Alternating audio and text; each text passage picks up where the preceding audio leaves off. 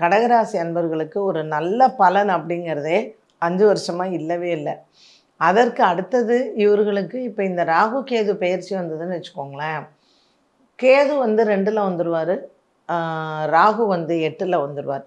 So இந்த அஷ்டம சனி விட்டுட்டு பாக்கியத்திற்கு வந்தாலும் மழை விட்டு தூவானம் விடலை அப்படிங்கிற கதை தான் இந்த கேதுவும் ராகுவும். ஸோ எதில் கேர்ஃபுல்லாக இருக்கணும்னா, உங்களுடைய ஜாதகத்தில் தசா காலங்கள் சரியில்லை, இப்போ ராகு தசை நடக்கிறதுன்னு வச்சுக்கோங்களேன், திருமண விஷயங்களை பற்றி நீங்கள் தள்ளி வைக்கிறது நல்லது. இப்போ புனர்பூசம், பூசம், ஆயில்யம் இந்த நட்சத்திரக்காரர்கள் தான் கடகராசிக்கு வரும். சுப காரியங்கள் இப்போ உங்களுக்கு நீங்கள் தனிப்பட்டு ஒரு லவ் லைஃப்பில் இருக்கீங்க, சரி திருமணத்திற்கு போகலாம் அடுத்த ஸ்டேஜ் அப்படின்னா கொஞ்சம் வெயிட் பண்ணுங்கள். இந்த அஷ்டம சனி இல்லை அப்படின்னாலும் அடுத்த 1.5 ஆண்டு காலம் ராகு 8ஆம் இடத்துல இருப்பார்.